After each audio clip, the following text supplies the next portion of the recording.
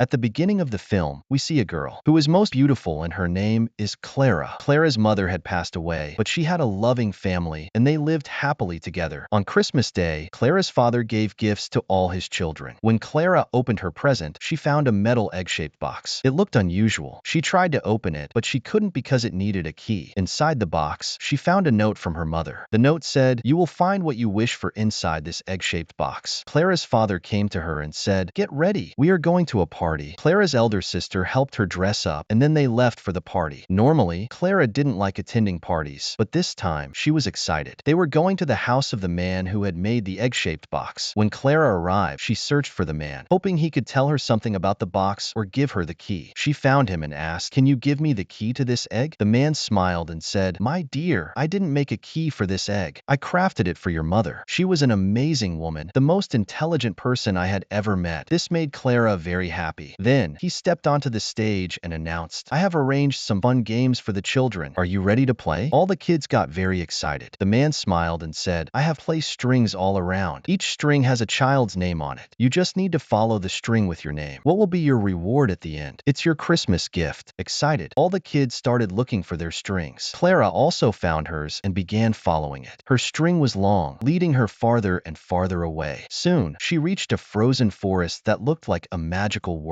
The string ended at a glowing tree, which amazed Clara. As she stepped closer, she noticed key to her egg-shaped box was hanging on the tree. She was just about to take it when suddenly a rat appeared. Before she could grab the key, the rat snatched it and ran away. Clara immediately chased after it. The scene looked like Tom and Jerry. As she was running, she noticed something unusual, a dummy standing in her path. It looked so real. Curious, Clara stopped and reached out to touch it, wondering if it was just a dummy or a real person. The man, who was actually a real person, suddenly opened his eyes. Then, he started moving in another direction. Clara quickly ran after him, but he turned around and shouted, "Stop right there. You are not allowed to go any further." Clara replied, "I have to. A rat took my key." Hearing the word key, the man, who was wearing a security guard's uniform, looked at her seriously and asked, "What is your name?" Clara answered, "My name is Clara." The guard bent down before her and said with great respect, "Oh, princess, you have finally arrived." Clara looked at him in shock and said, "What are you talking about? I am not the person you think I am. I am not a princess." The guard smiled and said, "You are our princess. Your mother is the queen of this land, so of course, her daughter must be our princess. And I am the captain of this land." Then Clara feels very happy. At first, Clara thought this might be part of the game. She said, "Okay, I am your princess. Will you do what I order?" The captain replied, "Yes, princess. Why not?" Clara then said, "Come with me and help me find that rat. I need a key." Together, Clara and the captain began searching for the rat. As they walked, Clara spotted the rat and quickly got off the horse to chase it. Suddenly, a monstrous appeared and captured Clara. The captain bravely rescued Clara and took her through the forest to a castle where her mother, the queen, had once ruled. When the people saw that Princess Clara had arrived, they all bowed before her and greeted her warmly. Clara noticed a portrait of her mother, which confirmed that she had been the queen of this kingdom. The captain introduced Clara to others, including a lady named the Sugar Plum Fairy. The Sugar Plum Fairy spoke kindly to Clara and said, "It's been a long time since our queen left us. She was your mother. Where is she?" Clara explained, "She died several years ago." Everyone present felt saddened by this news. Clara was astonished, wondering where she had come. Then, the Sugar Plum Fairy told her, "Don't be surprised. Your mother also had a connection to this enchanted land. We welcome you to our enchanted realm." Clara shook her head and said, "No, I have to leave. My father will be waiting for me." The Sugar Plum Fairy smiled and said, "Oh, how innocent and beautiful you are. Let me tell you a truth. Time in your world moves very slowly while you are here. No one will even notice that you are gone." She then held Clara's hand and said, "Come with me. I will make you look like a real queen, just like your mother. You will look so beautiful." She took Clara with her and dressed her in a stunning princess outfit. The Sugar Plum Fairy explained, "This kingdom is divided into 4 parts. Your mother was the ruler of all. I am the leader of one part, but one of the 4 parts separated from us and created its own kingdom. That's where you saw the monstrous rat." She continued, "That 4th part is ruled by them, and no one from here ever goes there." Clara felt very happy in this magical land because the Sugar Plum Fairy was kind and welcoming. The fairy said, "Come, let me show you the different parts of this kingdom." She showed Clara the beauty of each land. The first part was represented by snow. The second part was filled with flowers. The third part was known for sweets, and its leader was the Sugar Plum Fairy herself. The 4th part, however, was ruled by the mouse monster and his army. The people there were cruel cruel and caused harm to the other three parts, so everyone stayed away from them. When it was time to see the land ruled by the rats, a dark and terrifying scene appeared. The sugar plum fairy then led Clara to a special place and pointed at a machine. She said, "Your mother, our queen, built this. They needed protection from that part of the land, but they didn't have the key to turn on the machine, so they couldn't use it." Then, Clara realized that the same key used for her egg box was also needed for the machine. She told Sugar Plum, "That's the key the mouse stole from me. I chased after it." Sugar Plum was excited and said, "That's amazing. Your mother, our queen, protected us so well. Now it's your turn. Get the key back from the mouse and protect us." Clara and the captain went to that part of the kingdom, but on the way, Clara fell into a pit. The captain tried to help her, but she sank deeper and found herself in a camp. There, a group of clowns teased her. Clara saw the key hanging nearby and tried to grab it, but then, Old Lady appeared, dressed like a clown, and took the key before Clara could get it. Clara quickly pushed a wall, causing Old Lady to fall into a pit. The key landed above. The captain arrived, and together they grabbed the key and escaped. Old Lady ordered the rat, "Get that key from her immediately." But Clara had already reached the palace and given the key to Sugar Plum. They used it to unlock the machine. The machine starts glowing with a bright light and brings the toy soldiers to life. The soldiers turn to Sugar Plum and call her Queen. Clara is shocked and wonders why they are calling Sugar Plum the Queen. Sugar Plum tells Clara, "You're still young. You don't understand. When your mother left this kingdom, I had to take care of everything. Isn't it my right to rule as queen now?" Then, Sugar Plum locks up Clara, the captain, and the other two leaders. While in prison, Clara remembers that she had used the key to open the egg box, but inside, there was only a mirror. She looks into the mirror and reads a message. "What you need is inside you." Clara realizes, "I have the power to do anything." Feeling determined, she and the captain escape. Outside, they see Sugar Plum leading her soldiers toward the land ruled by the rats. Suddenly, a small rat appears and tells Clara and the captain everything. It knows the truth about Sugar Plum and wants to help them. The captain rushes to warn Old Lady, telling her that Sugar Plum is coming to attack. Meanwhile, Clara reaches the machine and turns it off, weakening Sugar Plum. Angry, Sugar Plum captures Old Lady and says, "I'll turn you into a doll just like your soldiers." She tries to use the machine's laser on her, but Clara redirects the machine towards Sugar Plum instead. The light hits Sugar Plum, and she turns into a doll. With her transformation, all her soldiers disappear. Clara has saved the kingdom. Everyone cheers for her. They realize that the land they feared was never dangerous. It was Sugar Plum who had tricked them. They make Clara their queen